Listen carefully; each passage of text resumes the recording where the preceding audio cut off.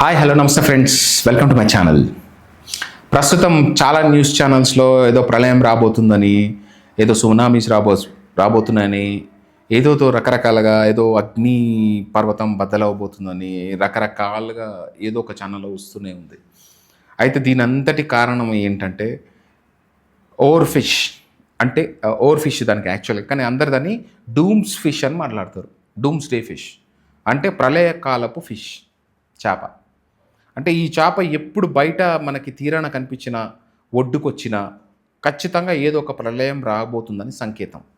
అంటే ఆ సంకేతం పట్టుకొని ఆ ఎక్కడో అండర్ గ్రౌండ్లో సముద్రం లోపల ఉండే చేప మనకి ఇన్ఫర్మేషన్ ఇవ్వడానికి బయటకు వస్తుంది. ఎస్, ఇది నిజమే. మనకు కూడా ఒక మిత్తులాగా కనిపించవచ్చు, బట్ విచ్ ఇస్ ట్రూ. అది వచ్చినప్పుడు మాత్రమే ఏదో రకమైన ప్రళయం లాంటి ఇష్యూస్ జరుగుతుంటాయి. ఇప్పుడు అలాంటి సిచ్యువేషన్ మెక్సికోలో బయటపడింది. మెక్సికోలో ఎక్కడి నుంచి ఒక బ్లూ కలర్లో ఉన్న చేప మెరుస్తూ, సిల్వర్ టైప్లో మెరుస్తూ ఒడ్డు మీదకి వచ్చింది.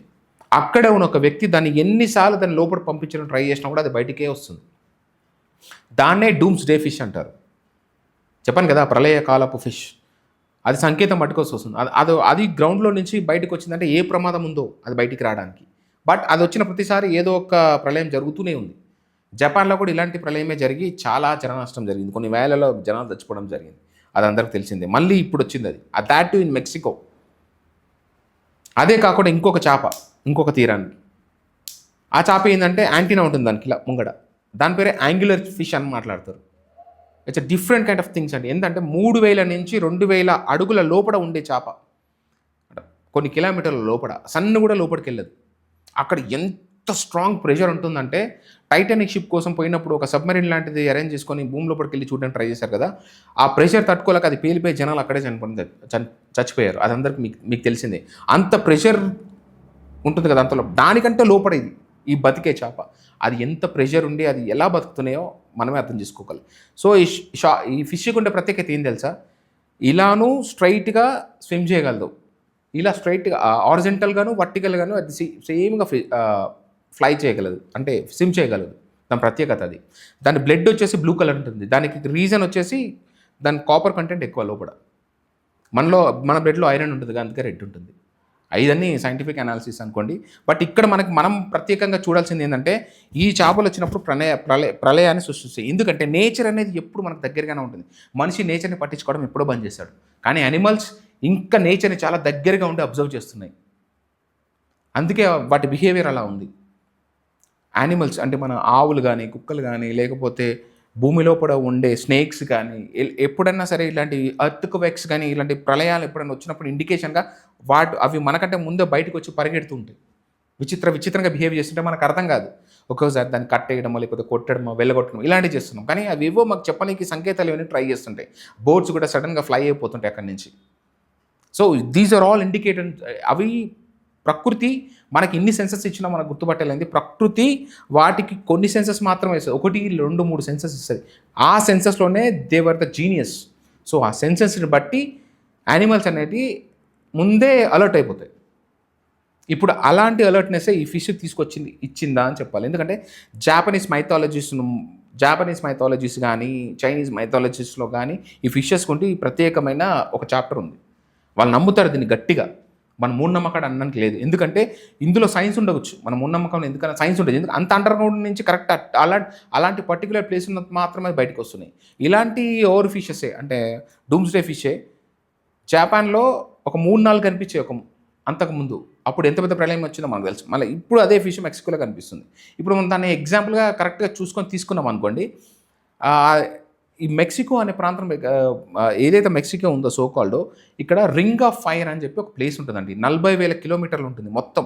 పెసిఫిక్ ఓషన్ బార్డర్ మొత్తం రింగ్ ఆఫ్ ఫైర్. దాన్ని 40,000 కిలోమీటర్స్ అహెడ్ ఉంటుంది. అక్కడ మొత్తము ప్రపంచంలో మన దగ్గర ఎన్ని అగ్నిపర్వతాలు ఉన్నాయో అన్నీ అక్కడే ఉన్నాయి. అగ్నిపర్వతాలు మిగతా ప్లేస్లో అక్కడ ఉంటాయి. ఈ చుట్టుముట్టే మొత్తం అగ్నిపర్వతాలు ఉంటాయి. సో అక్కడే ఇది వచ్చింది. అక్కడ 90% ఆఫ్ ఎర్త్క్వేక్స్ ఏవైతే ఉంటాయో అవే అక్కడే వస్తుంటాయి. ప్రపంచంలో మొత్తం 90% ఆఫ్ ఎర్త్క్వేక్స్ ఉంటాయి కదా, ఈ చుట్టుముట్టే వస్తుంటాయి.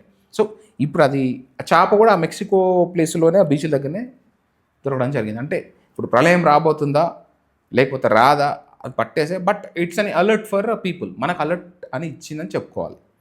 ఇక్కడే కాకుండా ఒక 2 months బ్యాక్ ఏమో నాకు తెలియదు, 1 month బ్యాక్ మన కేరళలో కూడా ఒక ఫుల్ నెంబర్ ఆఫ్ ఫిషెస్ అండి, కొన్ని లక్షల్లో ఫిషెస్ అన్నీ ఒడ్డుకొచ్చేసాయి, కొట్టుకొచ్చేసాయి.